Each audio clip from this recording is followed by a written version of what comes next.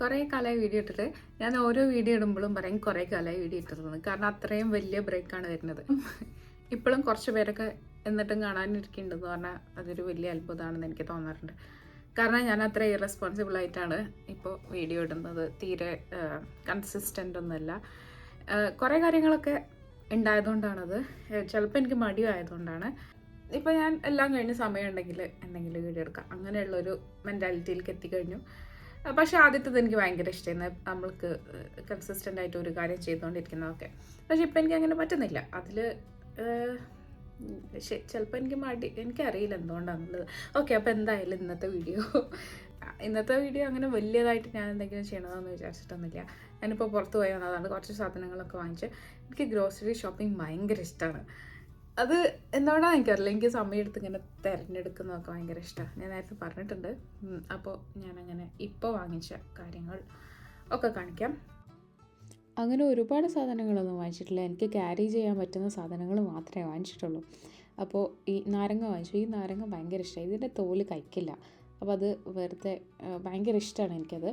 പിന്നെ അതിൻ്റെ കൂടെ തന്നെ മൈദപ്പൊടി. ഇവിടെ മൈദപ്പൊടി നമ്മൾക്ക് കറക്റ്റായിട്ടുള്ളത് കിട്ടാൻ ഇവിടെ പല ഇതിൽ പൊടിച്ച വീറ്റ് ഉണ്ടായിരിക്കും. അപ്പോൾ അത് കിട്ടാൻ ഭയങ്കര ബുദ്ധിമുട്ടായിരുന്നു. അങ്ങനെ ഞാൻ കണ്ടുപിടിച്ച മൈദപ്പൊടിയാണത്. പിന്നെ ഓയിസ്റ്റർ മഷ്റൂം. എല്ലാ മഷ്റൂമും എനിക്കിഷ്ടമാണ്, പക്ഷേ എനിക്ക് കൂടുതൽ ഇഷ്ടം ഓയിസ്റ്റർ മഷ്റൂമാണ്. പിന്നെ ഒരു ക്യൂക്കമ്പർ വാങ്ങി. പിന്നെ ഒരു ബ്രെഡ്. ഇത് സാഡോ ബ്രെഡാണ്. അതിൻ്റെ മേലെ കുറേ ഗ്രെയിൻസ് ഒക്കെ ഉള്ള oats, flax seed, sesame seeds അങ്ങനെയൊക്കെയുള്ള ഒരു പ്രത്യേക ബ്രെഡാണ്. പിന്നെ ഗ്രീൻ അണിയൻ, പിന്നെ ഒരു ഗാർലിക് വാങ്ങി, പിന്നെ 2 ബെൽ പെപ്പർ. ഇത്രയാണ് വാങ്ങിച്ചത്. അപ്പോൾ ഇതിനെല്ലാം കൂടി വന്ന പ്രൈസ് ഇവിടുത്തെ 158 ക്രൗൺ, 159 ക്രൗണാണ്. അപ്പോൾ ഏകദേശം നാട്ടിലെ ഒരു 550, 534 ഏകദേശം വരും. അത്രയും പ്രൈസാണായത്. നമ്മളുടെ ജസ്റ്റ് ഒരു കമ്പാരിസണിന് വേണ്ടിയിട്ട് പറഞ്ഞതാണ്. എങ്ങനെയാണ് ജീവിത ചെലവൊക്കെ എന്ന് കുറേ പേരൊക്കെ ചോദിക്കലുണ്ട്. നാട്ടിൽ 500 രൂപക്ക് എനിക്കറിയില്ല, നാട്ടിലിപ്പോൾ ഭയങ്കര വില കൂടുതലല്ലേ, എല്ലായിടത്തും ഇൻഫ്ലേഷൻ ഉണ്ടല്ലോ. ഇവിടെ ചെക്ക് റിപ്പബ്ലിക്കിൽ ഇൻഫ്ലേഷൻ ഭയങ്കര ഇൻഫേമസ് ആണ്. നാട്ടിലിപ്പോൾ 500 രൂപക്ക് എന്താ കിട്ടുക എന്ന് എനിക്കറിയില്ല. പക്ഷേ ഇതിലിപ്പോൾ ഞാൻ വാങ്ങിച്ചതിൽ പ്രോട്ടീനൊന്നുമില്ല. ഓയിസ്റ്റർ മഷ്റൂം എനിക്കറിയില്ല, അതായത് ഓയിസ്റ്റർ മഷ്റൂം പ്രോട്ടീൻ കണ്ടൻറ്റ് ഉണ്ടോ എന്നുള്ളത് എനിക്കറിയില്ല. ബാക്കി എല്ലാം പച്ചക്കറികളാണ് വാങ്ങിച്ചിട്ടുള്ളത്. അപ്പോൾ ഓക്കെ, അപ്പോൾ എനിക്കറിയില്ല, നാട്ടിലും ഇപ്പോൾ എല്ലാ സാധനങ്ങൾക്കും വില കൂടുതലുണ്ട്. ഇവിടെ നല്ല ഇൻഫ്ലേഷൻ ഉണ്ട്. അപ്പോൾ ഇത്രയൊക്കെയാണ് നമുക്ക് കിട്ടുന്നത്. ഇനി നമുക്ക് കുക്ക് ചെയ്യാൻ പോകാം. ഞാൻ ജാസ്മിൻ റൈസ് കുക്ക് ചെയ്യാമെന്നാണ് വിചാരിച്ചത്. ഇവിടെ നമ്മുടെ നാട്ടിൽ കിട്ടുന്ന പോലെ ഒരുപാട് വെറൈറ്റി അരിയൊന്നും കിട്ടില്ല. കാരണം ഈ നമ്മളെ പോലെ ഒരു റൈസ് ഈറ്റിംഗ് കൺട്രി അല്ല. അപ്പോൾ ഇവിടെ കിട്ടുന്ന ഒരു അരിയാണ് ജാസ്മിൻ റൈസ്. എനിക്കിഷ്ടമാണ്. പിന്നെ അത് ഞാൻ റൈസ് കുക്കറിൽ കുക്ക് ചെയ്യാമെന്ന് വിചാരിച്ചത്. അപ്പോഴേക്ക് ഞാൻ എൻ്റെ ബാക്കിയുള്ള കാര്യങ്ങളൊക്കെ കുക്കാകുമ്പോഴേക്ക് അത് ആ സമയത്തിനകത്ത് നമ്മൾ പിന്നെ അത് നോക്കണ്ട, അതിൽ നല്ല പെർഫെക്റ്റ് വേവായിട്ട് വന്നിട്ടുണ്ടാവും.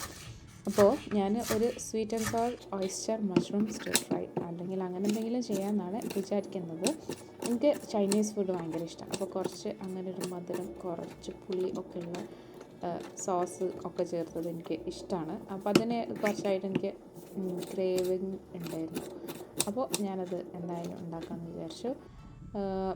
ഇതൊരു ഭയങ്കര ഹെൽത്തി ഡിഷാണെന്നൊന്നും എനിക്ക് തോന്നുന്നില്ല, പക്ഷേ ഞാൻ ആദ്യമായിട്ട് ട്രൈ ചെയ്ത് നോക്കുകയാണ്. ഞാനിത് വേറെ എവിടെയും കണ്ടതൊന്നുമല്ല. ഞാൻ എൻ്റെ സ്വന്തം ബുദ്ധി ഉപയോഗിച്ചിട്ട് കുക്ക് ചെയ്യുന്ന ഒരു ഡിഷാണ്. അപ്പോൾ എന്തായാലും ഞാൻ കുറച്ച് ഓയിസ്റ്റർ മഷ്റൂം ഒന്ന് കുക്ക് ചെയ്തെടുക്കുന്നു, ചെറുതായിട്ടൊന്ന് ഫ്രൈ ചെയ്തെടുത്ത് പിന്നെയാണ് ബാക്കി എല്ലാ ചൈനീസ് ഡിഷൊക്കെ ചെയ്യുന്നത് പോലെ തന്നെ അങ്ങനെ.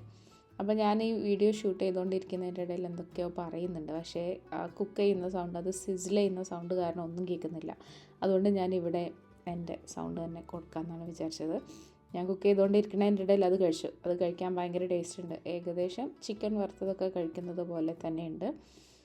അപ്പോൾ ഞാനതിങ്ങനെ മഞ്ച് ചെയ്തുകൊണ്ടിരുന്നു. ആ സെയിം ഫ്രൈങ് പാനിൽ തന്നെ ഞാൻ ബാക്കിയുള്ള വെജിറ്റബിൾസൊക്കെ ഒന്ന് ജസ്റ്റ് ഒന്ന് ചൂടാക്കി, അങ്ങനെ ഓവർ കുക്കൊന്നും ചെയ്യാതെ എടുക്കുകയാണ് ചെയ്തത്. ഇത് കുക്ക് ചെയ്യാൻ അധികം സമയമൊന്നും വേണ്ട, വളരെ കുറഞ്ഞ സമയം മതി, കുറഞ്ഞ ഇൻഗ്രീഡിയൻസ് മതി. പക്ഷേ ഞാൻ ഇപ്പോൾ യൂസ് ചെയ്തത് ഒരു ബോട്ടിലിൽ കിട്ടുന്ന സ്വീറ്റ്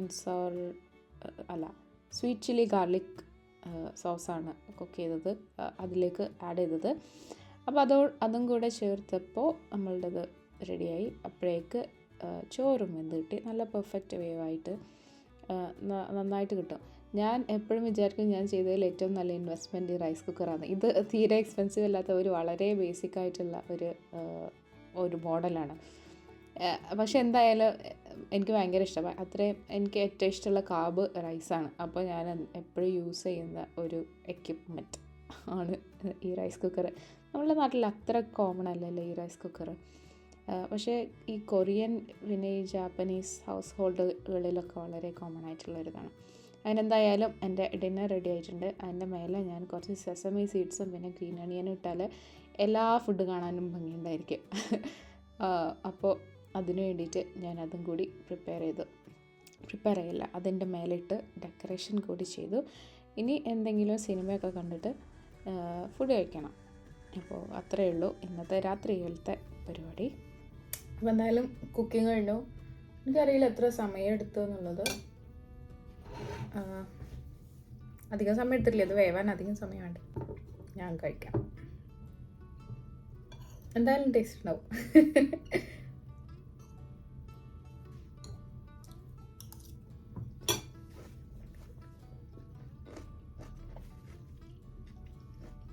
ടെൻ ഓൺ ടെൻ, നല്ല ടേസ്റ്റ് ഉണ്ട്. പിന്നെ ഞാൻ ബാക്കി വന്ന ഫുഡൊക്കെ എടുത്തു വെച്ചു. കുറേ പാത്രങ്ങൾ പിന്നെ കഴുകണ്ടെന്ന് വിചാരിച്ചിട്ട് ഞാൻ ഒരേ പാത്രത്തിൽ തന്നെയാണ് എല്ലാ ലെഫ്റ്റ് ഓവറും ആക്കി വെച്ചത്. കാരണം ഇതിൻ്റെ കൂടെ തന്നെയാണ് ഞാനിത് കഴിക്കാൻ പോകുന്നത്.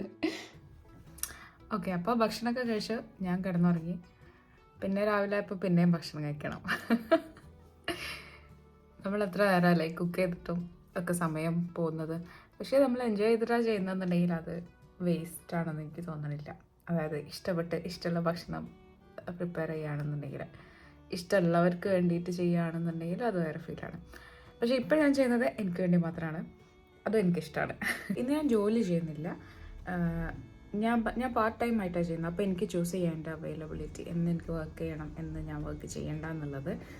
അപ്പോൾ ഇന്ന് ഞാൻ പോകാത്തതുകൊണ്ട് തന്നെ, പക്ഷേ ഇന്ന് എനിക്ക് വേറെ കുറേ കാര്യങ്ങൾ ചെയ്യാനുള്ള ദിവസമാണ്. ഇന്നലെ വാങ്ങിച്ച ബ്രെഡ് ഉണ്ട്, അപ്പോൾ അത് കഴിക്കണം എന്നാണ് വിചാരിച്ചത്. ഈ ബ്രാൻഡിൻ്റെ ബ്രെഡ് ഞാനിതുവരെ വാങ്ങിച്ചിട്ടില്ല, അപ്പോൾ എങ്ങനെയാണെന്നുള്ളത് എനിക്കറിയില്ല. ഇവിടെ ഒരുപാട് വെറൈറ്റി, ഒരുപാട് ബ്രാൻഡ് ബ്രെഡുകൾ അവൈലബിൾ ആണ്. ഇതുവരെ ഞാൻ എല്ലാം ഒന്നും ടേസ്റ്റ് ചെയ്ത് നോക്കിയിട്ടുമില്ല. ഞാൻ ഏതായാലും എഗ്ഗും ലാസ്റ്റ് മൂന്നുണ്ട്, എഗ്ഗും ബ്രെഡും കഴിക്കാമെന്ന് വിചാരിക്കുന്നത്. പിന്നെ എൻ്റെ കയ്യിൽ കുറച്ച് ഫ്രൂട്ട്സ് ഉണ്ട്. ഞാൻ ജോലിക്ക് പോകുന്ന ദിവസങ്ങളാണെന്നുണ്ടെങ്കിൽ ഞാനിങ്ങനെയൊന്നും അല്ല കേട്ടോ ഭക്ഷണം കഴിക്കുക. ഞാൻ ബ്രെഡും ചീസും, ഇവിടെ റോളിക്കെന്ന് പറഞ്ഞിട്ടുള്ളൊരു റോള് കിട്ടും, അതായത് ഒരു ബ്രെഡ് റോള് കിട്ടും.